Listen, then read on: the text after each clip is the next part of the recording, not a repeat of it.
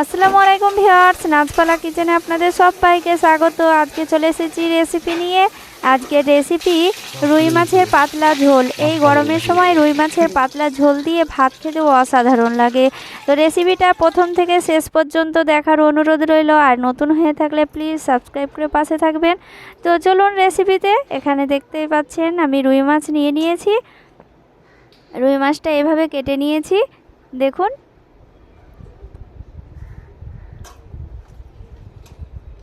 এবার রুই মাছগুলোতে এবার দেব পরিমাণ মতো লবণ, দেব হলুদ গুঁড়ো,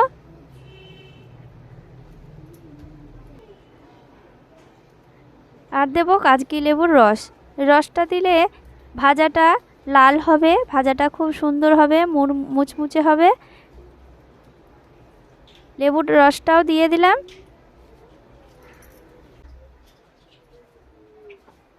এবার ভালো করে মেখে নেব। খুব সুন্দরভাবে মাছগুলোকে মেখে নিতে হবে হলুদ লবণ লেবু দিয়ে। দেখতেই পাচ্ছেন খুব ভালো করে মেখে নিলাম। খুব ভালো করে মেখে নিতে হবে। এইভাবে ভালো করে মেখে নিচ্ছি। এবার চলে যাব রান্নায়। এই যে দেখুন, এখানে তেলটা চাপিয়ে দিয়েছি। খুব সুন্দরভাবে তেলটাকে গরম করে নিতে হবে। তেলটা ভালো করে গরম না হলে মাছগুলো কড়াই লেগে যাবে। তো দেখুন, মাছগুলোকে একে একে তেলে ছেড়ে দিচ্ছি, দিয়ে লাল লাল করে ভেজে নিতে হবে।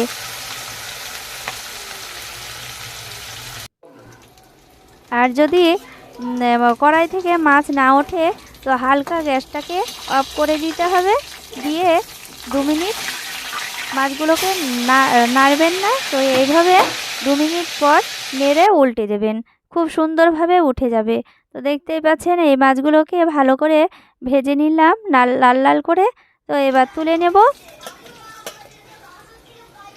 খুব ভালো করে ভেজে নিলাম। আবার ওই একইভাবে এই মাছগুলোকে দিয়ে দিচ্ছি তেলে। একইভাবে ভেজে তুলে নিলাম। এক পিস মাথা ছিল, তো মাথাটাও ভেজে নিলাম। ওই কড়াইয়ে তেল দিয়ে দিচ্ছি, আরও অল্প করে তেল দিয়ে দিচ্ছি তেজপাতা, দারচিনি, এলাচ। এই মশলাটা দিয়ে একবার নেড়ে নিচ্ছি। নেড়ে নিয়ে এবার দেব পেঁয়াজ কুচি। পেঁয়াজটা ভালো করে নেড়ে নিচ্ছি। পেঁয়াজটা হালকা ব্রাউন কালার হয়ে এলে দেব আদা রসুন বাটা 2 চামচ মতো। তারপর দেব টমেটো আর কাঁচা লঙ্কা। দেব স্বাদ মতো লবণ।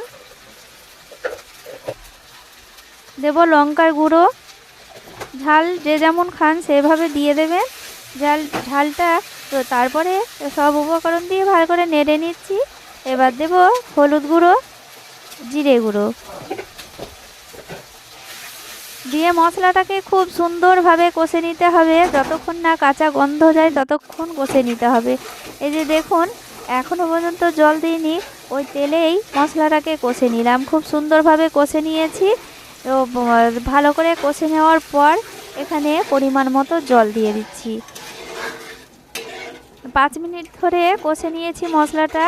আমি দেখাইনি, অনেকটা বড় ভিডিওটা হয়ে যাবে, তো তার জন্যে দেখানো হয়নি। তো ভালো করে মশলাটাকে কষে নেবেন।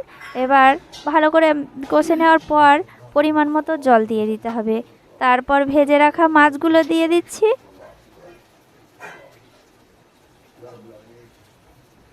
একে একে ভেজে রাখা মাছগুলো দিয়ে দিচ্ছি। এইভাবে রান্না করলে রুই মাছের টেস্ট অনেকটাই বেড়ে যায়। দেখুন এত সুন্দর লাগে খেতে। আপনারা বাড়িতে অবশ্যই তৈরি করবেন। এই যে দেখুন, নেড়ে নিচ্ছি। এবার মাছগুলোকে ঝোলে ডুবিয়ে দিচ্ছি ভালো করে। এই যে দেখুন ফুটে উঠেছে। এবার 1 চিমটি গরম মশলা গুঁড়ো দিয়ে দিচ্ছি। বেশি গরম মশলা দেওয়া যাবে না, দিলে পরে খুব একটা ভালো লাগবে না। তো দেখুন 1 চিমটি দিতে হবে। তো খুব সুন্দরভাবে ফুটে উঠেছে। এবার নামিয়ে নেব। রেসিপিটা অসাধারণ খেতে, আপনারা বাড়িতে অবশ্যই তৈরি করবেন। আর রেসিপিটা ভালো লাগলে অবশ্যই লাইক কমেন্ট শেয়ার করবেন। এই যে দেখুন রেডি হয়ে গেল। তো সবাই ভালো থাকেন, ধন্যবাদ।